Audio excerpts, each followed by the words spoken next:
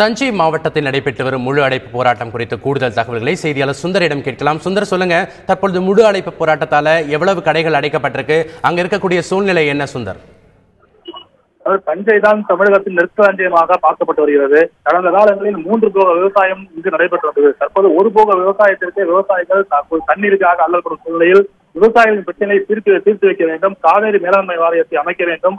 அதாவது தற்கொலை செய்து கொண்டு வரும் விவசாயிகளை தடுப்பதற்குண்டான நடவடிக்கைகளை மத்திய மாநில அரசு எடுக்க வேண்டும். நீர் மேலாண்மை திட்டங்களை உடனடியாக நிறைவேற்ற வேண்டும் என்ற கோரிக்கையை வலியுறுத்தினார். திமுக சார்பில் முழு கடை அடைப்பு போராட்டத்திற்கு அழைப்பு விடுக்கப்பட்டிருந்தது. இந்த கடையடைப்பு போராட்டத்தில் அனைத்து அரசியல் கட்சிகள், அதாவது காங்கிரஸ், இந்திய கம்யூனிஸ்ட், மார்க்சிஸ்ட் கம்யூனிஸ்ட், விடுதலை சிறுத்தைகள் உள்ளிட்ட பல்வேறு அரசியல் கட்சிகளும் இந்த போராட்டத்தில் ஆதரவு தெரிவித்து வருகிறார். தஞ்சை மாவட்டத்தை பொறுத்தவரை கிட்டத்தட்ட ஒரு 50,000க்கும் மேற்பட்ட கடைகள் தஞ்சை, கும்பகோணம், திருவிடைமருதூர், பாபநாசம், பட்டுக்கோட்டை, பேராவூர் உள்ளிட்ட பகுதியில் 50,000க்கும் மேற்பட்ட வர்த்தக நிறுவனங்கள் கடைகள் அடைக்கப்பட்டுள்ளன. முக்கியமாக குறிப்பாக பார்க்க வேண்டுமென்றால் காய்கறி கடைகள் முதல் சந்தைகள் வரை அனைத்துமே மூடப்பட்டுள்ளது. இந்த ஒரு சில, அதாவது மெடிக்கல் ஷாப் மட்டும் திறக்கப்பட்டுள்ளன.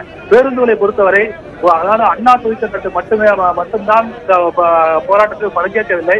அவர்கள் மட்டும் பேருந்து இயக்கி வருகின்றனர். அதாவது இதனால் ஒரு சில பேருந்துகளை தவிர மற்ற பேருந்துகள் ஏறும். அதாவது முக்கிய வழித்தடங்களில் பயணிகள் அதிகம் பயணம் செய்யும் வழித்தடங்களில் மட்டும் பேருந்து இயக்கப்பட்டு வருகிறது.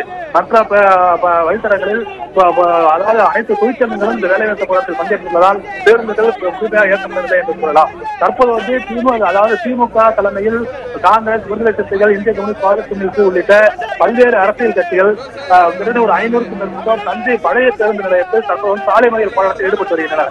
சாலை மறியல் போராட்டத்தில் அவர்கள் ஊர்வலமாக, அதாவது அண்ணாத்திலிருந்து ஊர்வலமாக புறப்பட்டு பழைய பேருந்து நிலையம் வந்தனர். இங்கு சாலை மறியல் போராட்டத்தில், அதாவது பேருந்து நிலையம் முன்பு அவர் சாலை மறியல் போராட்டத்தில் ஈடுபட்டனர். இந்த சாலை மறியல் போராட்டத்தில் ஈடுபட்டவர்களை போலீசார் தடுத்து நிறுத்தினர். ஆனால் அவர்கள் தரையில் அமர்ந்து தங்களுடைய போராட்டத்தில் தொடர்ந்தனர். இதனைத் தொடர்ந்து அவர்களை தற்போது போலீசார் கைது செய்து வாகனங்களை ஏற்றி செல்லும் நிலையை காட்சிகளை நாம் பார்க்கலாம்.